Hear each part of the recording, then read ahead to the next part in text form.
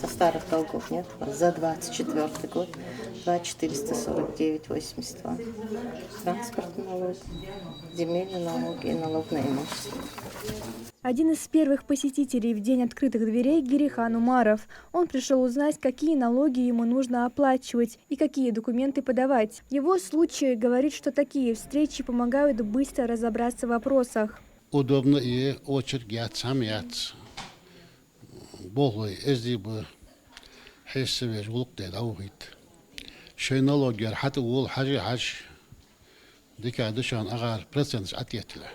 В День открытых дверей налогоплательщикам разъясняют порядок оплаты налогов, погашения задолженностей, а также схему начисления тех или иных платежей. Специалисты объясняют все подробно. В первую очередь у посетителей вопросы по начислениям тех или иных обязательных платежей и налогов. Почему, сколько, за что, как оплатить. Среди посетителей Макшарип Килоев. Он пришел сюда, чтобы решить налоговые вопросы, и неожиданно попал на День открытых дверей, благодаря чему смог получить консультацию сразу. 24 год налог оплатить. Я квитанция хаять винуса. Хату хая заждасунс. Квитанция хаять. Дик обслуживание дамукла. Арлахты чухоз мчох вездаян. На второй кабинет ваха хату савинуса. Сотрудники налоговой подчеркивают, что главная задача таких дней – это сделать работу службы максимально открытой и доступной. Посетители также нередко интересуются тем, что изменилось в налоговом законодательстве.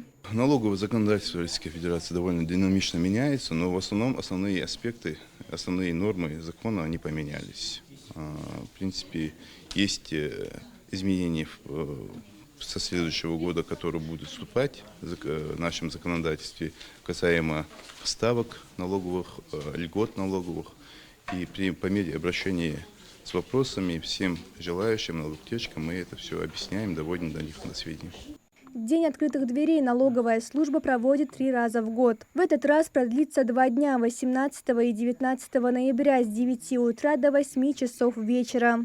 Для жителей это отличная возможность прийти и решить свои вопросы без очередей. Мария Амбата, Магаз 24.